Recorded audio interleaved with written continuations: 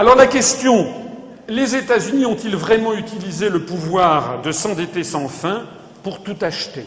Eh bien la réponse, je suis désolé, c'est oui. Voici quelle a été l'évolution de l'endettement américain public et privé sur une statistique fabuleuse que j'ai trouvée sur l'agence Bloomberg, puisqu'elle remonte à 1915. C'est donc tout le XXe siècle, même le début du XXIe, de 1915 jusqu'à 2010. Et vous voyez donc que nous avons eu ici une espèce de gonflement inimaginable de la dette en 1929, c'était l'ensemble de la dette, tous secteurs confondus, notamment public et privé, notamment les consommateurs. On ne parle pas seulement que de la dette publique. Et puis ensuite, on a eu, à partir de 1944, vous voyez ici cette grande stabilité, c'était justement les effets de Bretton Woods. C'était les effets, justement, de ne pas pouvoir développer la dette autant qu'on le voulait. Et puis, à partir de 1971 et de Bretton Woods, quelques années de latence, et puis une envolée de la création de dettes aux États-Unis.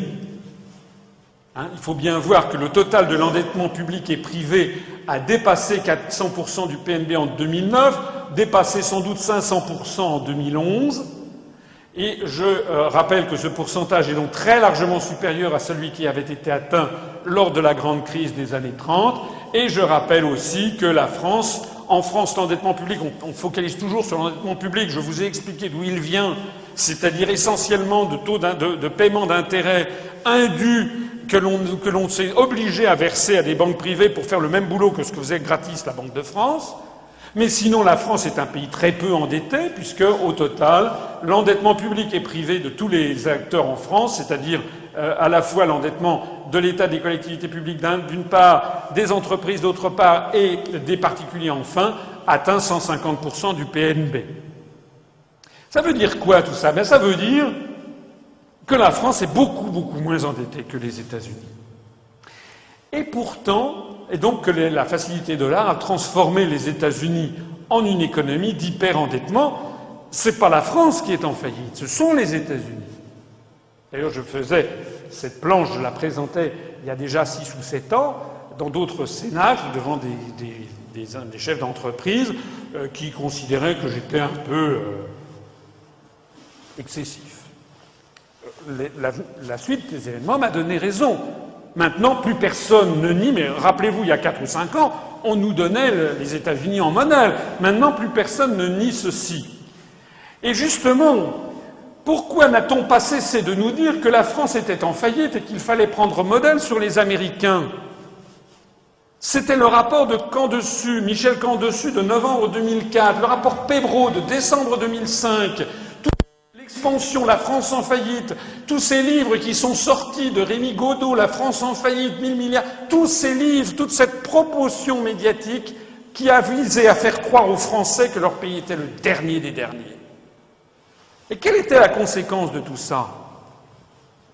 Quelle a été la conséquence et quelle est la conséquence que l'on applique actuellement au Portugal? Je vous le disais tout à l'heure, vous savez que le plan de sauvetage, entre guillemets, du Portugal consiste à exiger des Portugais qu'ils vendent leur patrimoine public. Mais c'est pareil en France. Si on nous a fait croire ça, c'est parce que des appétits puissants ont intérêt à nous le faire croire. Si on a fait ça, c'est tout simplement pour nous forcer à vendre notre patrimoine. C'est pour ça que la France est au pillage comme les Portugais. Ici, vous avez un aspirateur américain qui fonctionne sur une monnaie de singe qui est le dollar, et on explique aux Français, qui sont pourtant beaucoup moins endettés, qu'ils sont super endettés. Alors, je vais prendre un exemple, monsieur.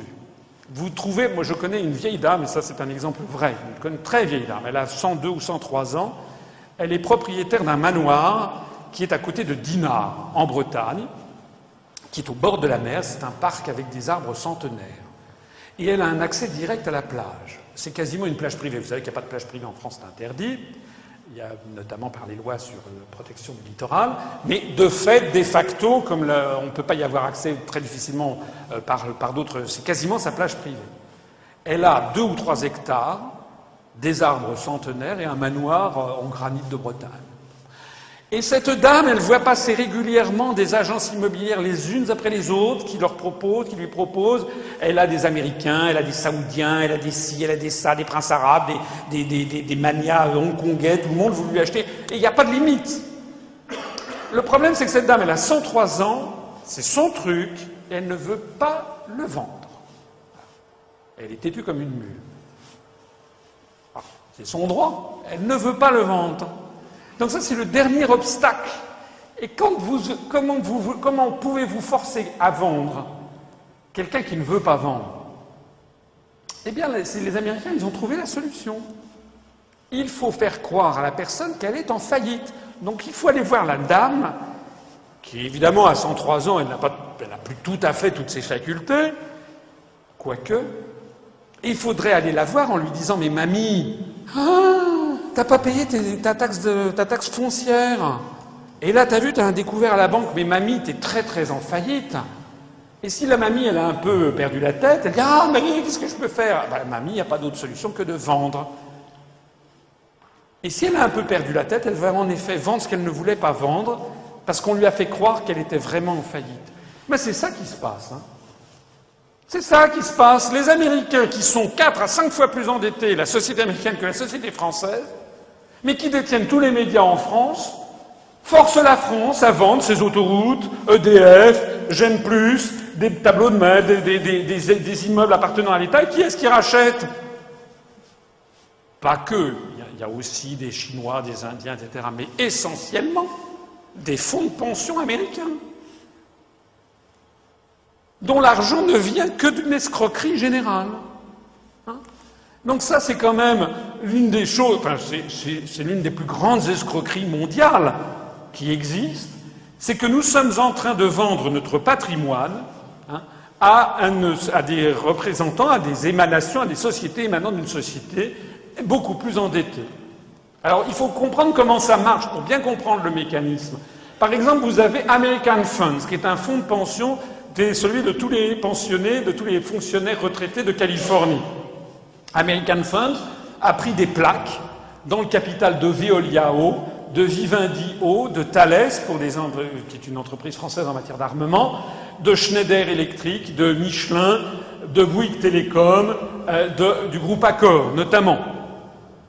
Au passage, puisque American Funds doit détenir environ 20 à 25% de Bouygues, ce que je dis là ne sera jamais dit sur TF1. Ben oui, puisque TF1 est possédé par Bouygues. Donc au deuxième niveau, American Funds peut mettre son barrage. Hein. Ça se passe comme ça chez McDonald's. Hein. Il faut bien comprendre pourquoi est-ce que moi je suis barré de la télévision. Hein. Parce que ça, ce que je vous dis là, c'est d'une importance capitale, c'est le cas de le dire. C'est d'une importance capitale. Jamais Madame Le Pen, qui d'ailleurs n'y comprend rien, ne dira ça. Jamais. Jamais. C'est le deal. Hein. Monsieur Le Pen, pareil. Monsieur Mélenchon aussi fait des ronds dans l'eau, mais jamais. Monsieur Besancenot, Madame Laguillet, tous ces opposants d'opérette, jamais n'expliqueront ce qui se passe en réalité. Et comment nous sommes en réalité siphonnés par les Américains. On va voir par exemple ce que ça donne en matière d'eau. En matière d'eau à Paris, voici l'évolution du prix de l'eau à Paris en francs. Jusqu'en 1986, c'était une gestion publique. Et puis on a considéré, à partir de 86-87, avec l'ineffable Chirac, et puis des grandes campagnes de presse, on nous a expliqué que c'était absolument ringard d'avoir une régie des eaux municipales. C'était vraiment le comble de la ringardise. En revanche, ce qu'il fallait, c'était beaucoup plus chic, beaucoup plus efficace, c'était d'avoir des gestionnaires privés. Donc M. Chirac a donné une partie de Paris, la rive nord, à Veolia et la rive sud à Vivendi. Enfin, ça s'appelait la Lyonnaise des Eaux et la Générale des Eaux à l'époque. Ça a seulement changé de nom. Et qu'est-ce qui s'est passé depuis? Eh bien, depuis, moi j'habite à Paris, je peux vous assurer que c'est toujours la même flotte. Hein. Mais alors, il n'y a rien de changé. Simplement, ce qui a changé, c'est que depuis que la gestion municipale de l'eau a été déléguée à des gestionnaires privés, le prix de l'eau a augmenté de plus de 300%. Et pour qui? Pour qui? Eh bien, pour les actionnaire. Et c'est qui les actionnaires? Eh bien, les actionnaires, c'est en particulier American Funds. Donc l'intérêt des retraités américains qui ont investi leur argent dans le fonds Capital Research, c'est que les dirigeants des entreprises privées auxquelles a été cédé le service public augmentent sans arrêt le prix de l'eau facturé aux Parisiens, de façon à recevoir de dividendes de plus en plus confortables. Donc vous comprenez le mécanisme. Avec de la monnaie de singe, on achète des sociétés qui sont des sociétés bien réelles et qui procurent chaque année, on passe à la caisse et c'est le jackpot tous les ans. Alors on va investir là-dedans. Vous savez que les entreprises autoroutières ont été vendues également. Là aussi, des fonds largement américains. Et donc on va traire la bête. Les autoroutes, EDF. EDF a présenté le truc extraordinaire, c'est l'électricité la plus compétitive d'Europe. À la demande de Bruxelles, nous sommes en train de privatiser EDF. Pareil pour GDF. Vous avez vu que le gouvernement, sur la demande de Bruxelles, a ouvert le marché du gaz en France à Goldman Sachs et à Lehman Brothers. À JP Morgan, pardon, Lehman Brothers a fait faillite. À JP Morgan et Goldman Sachs, qui sont des groupes financiers qui n'ont aucun rapport avec le gaz.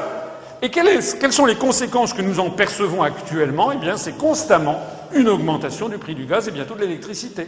Nous sommes devenus les vaches à lait des fonds de pension américains qui investissent grâce notamment aux directives européennes, les directives européennes étant libre circulation des capitaux, libre rapatriement des dividendes et puis privatisation de tout ce qu'on auprès de qui? Eh bien, auprès d'un pays qui, lui, peut émettre autant de billets et de monnaie qu'il le souhaite. Est-ce que vous avez compris le mécanisme? Est-ce que vous avez compris comment on est en train de se faire plumer, mais plumer de chez plumer, comme dirait mon fils? Au groupe endetté, la France vend son patrimoine national, ses services publics, lequel est souvent racheté par les Américains qui sont infiniment plus endettés que nous. De Gaulle avait tout compris. Un jour de 63, il avait dit à Perfit, « En somme, nous payons les Américains pour qu'ils nous achètent. » Ça se passe comme ça chez McDonald's. Pourquoi aucun journaliste, aucun ministre, aucun expert ne s'étonne-t-il de cette situation? Jamais. Tout simplement parce que les journalistes, ils sont employés par Bouygues, ou ils sont employés par Lagardère. Lagardère, au capital de Lagardère, qui détient Europe 1, qui détient les NMPP, qui détient le Parisien, qui détient Paris Match, 60% du capital de Lagardère sont détenus par des investisseurs internationaux. Alors pareil pour le Figaro détenu par Dassault, etc. Donc l'ensemble des médias français, des médias de masse, ont été investis par ça.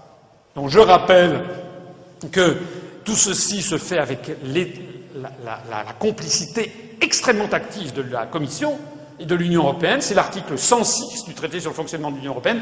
Les entreprises chargées de la gestion de services d'intérêt économique général ou présentant le caractère d'un monopole fiscal sont soumises aux règles des traités, notamment aux règles de concurrence. Alors ça, les gestions de services d'intérêt économique général, c'est ce que les européistes ne veulent plus appeler services publics, parce que c'est un mot obscène, paraît-il. Donc on parle de services d'intérêt général. La Commission veille à l'application des dispositions du présent article et adresse en tant que de besoin les directives ou décisions appropriées aux États membres. Donc nous n'avons plus d'autre possibilité que de nous faire plumer. C'est donc la raison numéro 7 de sortir de l'Europe. Si nous voulons préserver nos services publics, préserver leur rôle de cohésion sociale et de justice sociale entre les citoyens, c'est très important pour les Français. Que ce soit la Poste, SNCF, EDF, GDF, alors il faut que la France dénonce juridiquement plusieurs articles des traités européens, notamment ceux sur la libre circulation des capitaux, dont j'ai déjà parlé, mais aussi l'article 106 du traité sur le fonctionnement de l'Union européenne.